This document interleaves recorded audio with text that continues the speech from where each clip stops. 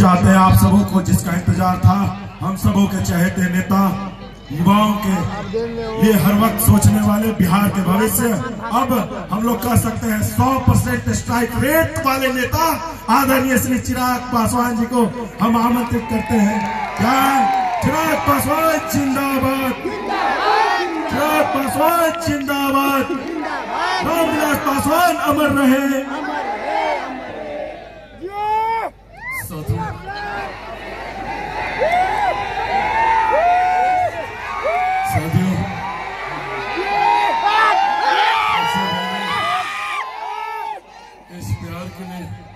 इस स्नेह के लिए, इस प्यार के लिए,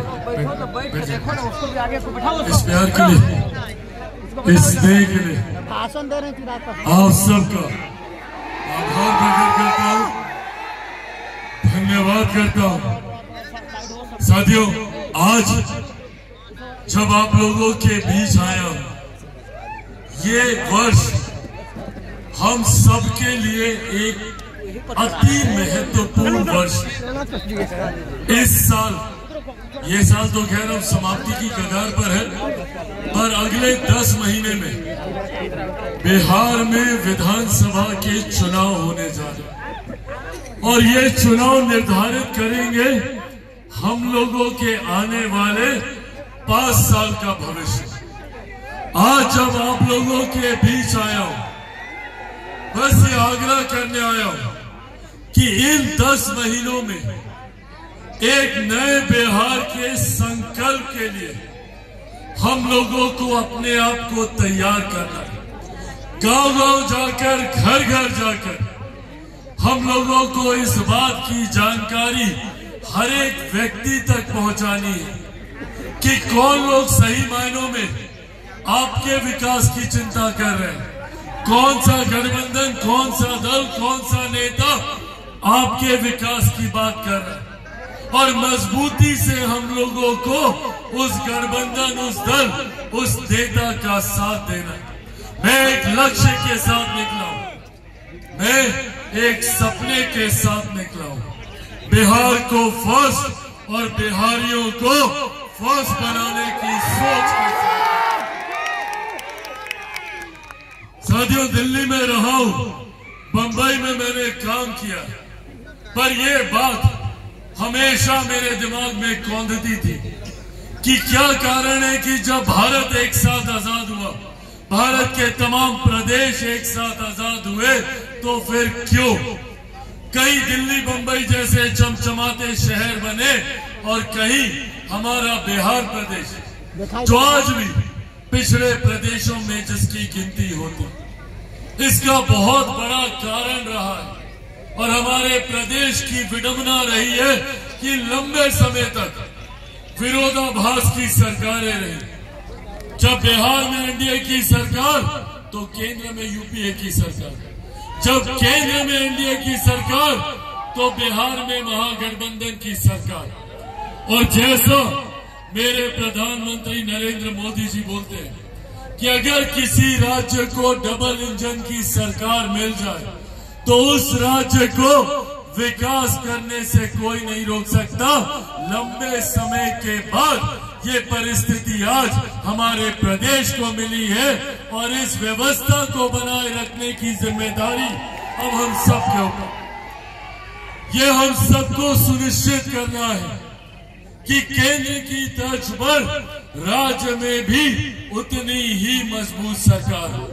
प्रधानमंत्री नरेंद्र मोदी जी के सोच वाली सरकार हो, बिहार को फर्स्ट, बिहारियों को फर्स्ट बनाने की सरकार हो।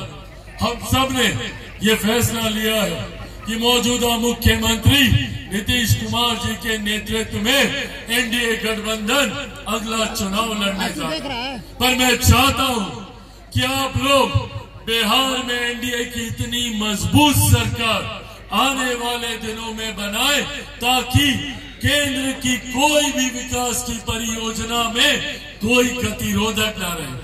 जब दोनों जगह एक सोच की सरकार होती है तो केंद्र सरकार की योजनाएं सरलता से राज्य में धरातल पर उतरती है। राज्य सरकार की परियोजनाओं को बिना किसी गतिरोधक के केंद्र सरकार स्वीकृति देती है। ये है डबल इंजन की सरकार की ताकत। साथियों, हमारे प्रदेश में वो अनंत संभावनाएं हैं।